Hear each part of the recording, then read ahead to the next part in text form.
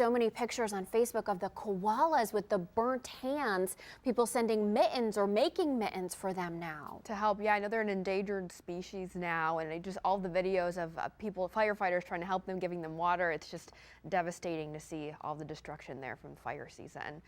Back home, we are tracking some quiet weather for today.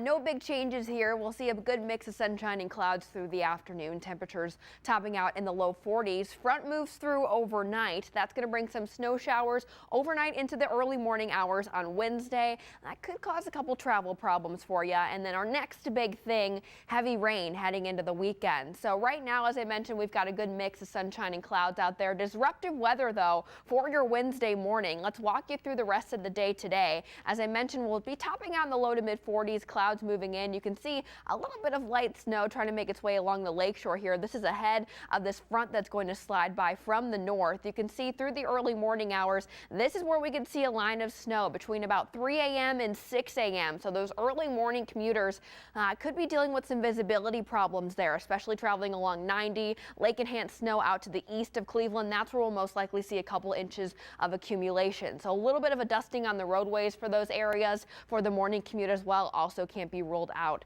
heading through at least 9 a.m. Temperature wise, it's going to be a lot colder too. Most of the day will be staying in the upper 20s. Really only going to see snow through those early morning hours with a couple leftover showers east of Cuyahoga County, mainly in the snow belt through the early morning hours. So not a ton of snow. It's just the timing of the snow. Again, early morning Wednesday could cause a couple visibility problems and could cause some icky conditions for the roadways there for your Wednesday morning. Through the rest of the day, though, we stay dry. We'll actually see sunshine in the afternoon, but much colder temperatures in the upper 20s. How much snow are we talking? Again, not much. A trace for most areas out east. That's where we can pick up an additional couple of inches, again, in those areas in the snow belt that typically see a couple more inches of snow when we get these types of systems moving in. Here's the next big thing I want to talk about, though, heading into the weekend. We've got an area of low pressure moving in from the Gulf Coast, which means it's going to be bringing warm southerly winds and a lot of moisture from the south. Friday night into your Saturday,